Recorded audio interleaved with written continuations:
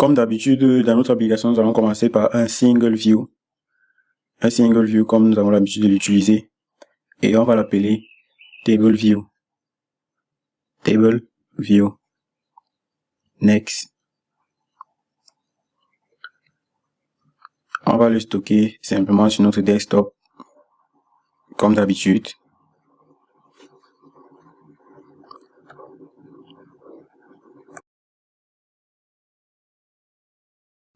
Nous allons nous diriger vers notre main storyboard pour pouvoir, n'est-ce pas, créer notre interface utilisateur.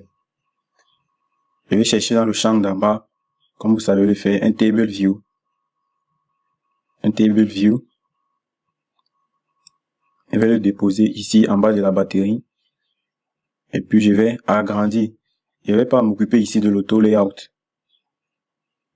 Agrandir également à gauche. Et à droite. Sur tous les côtés. Ensuite, pour les éléments de notre table view, on va sélectionner un table view cell. On va le déposer là également. Oui, à ce niveau là.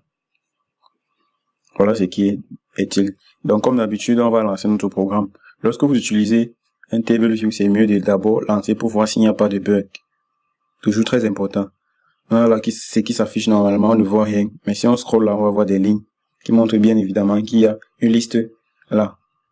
Donc, nous allons donner le pouvoir à notre view controller, c'est notre table view. On va faire un contrôle, clic, on va tirer, contrôle, clic, et puis vous tirez là.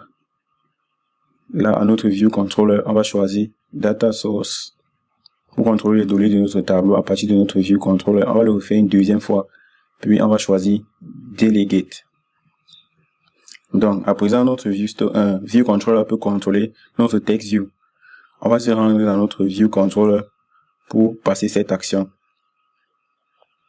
Dans le view controller, il y a deux classes que va hériter.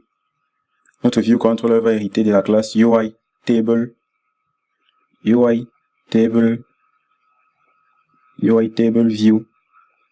cell,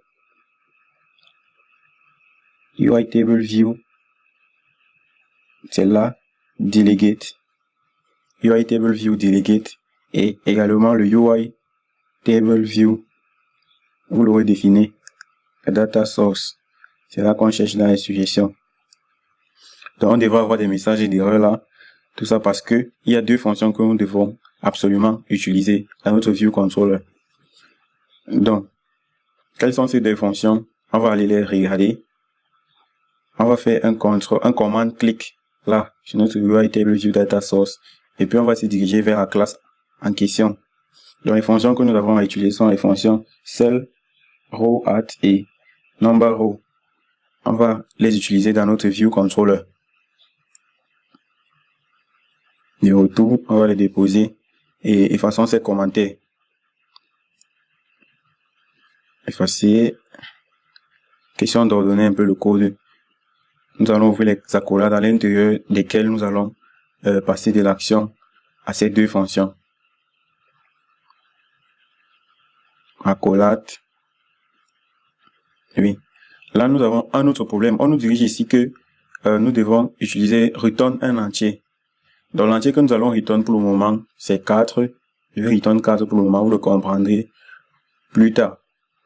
Donc, en bas, nous devons retourner un UI table view cell, qui est un élément de notre table view. On va dire let, on va créer une constante qui va représenter un élément.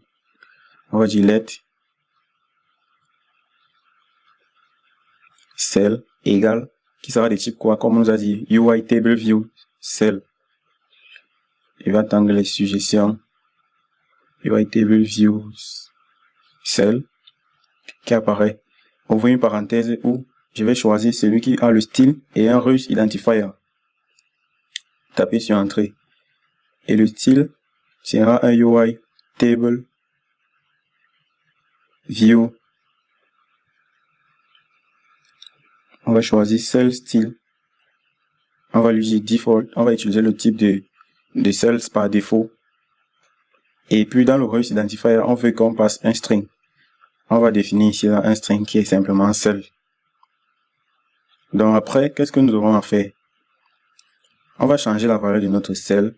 Cell.text label.text, puisqu'on a utilisé le style par défaut qui contient un text label, égale quelque chose qui n'existe pas encore, que nous allons créer rapidement ici. Donc, je vais créer un tableau qui va contenir les éléments de notre liste. Et ces éléments seront pour le moment que des strings.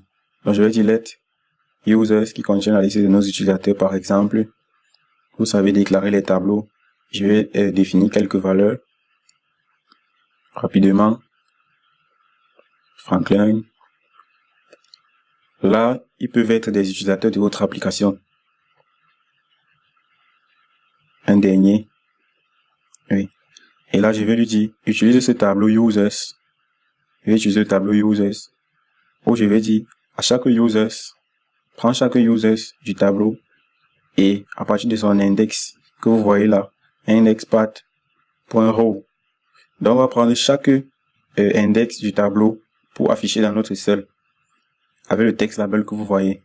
Là, on a un petit problème au niveau de notre text label. Là, on va ajouter un point d'interrogation là, tout simplement, et on va return notre cell comme prévu. Notre cell qui est bien sûr un UI table view cell. Alors, un autre problème, c'est que nous avons fait, on a dit là, un text label. Donc, on va dire text label, utiliser un L apostrophe. Tout devrait fonctionner normalement maintenant. Donc, je vais vous montrer, voilà notre text label qui représente bien sûr un cell de notre item. On va lancer le programme. Patienter.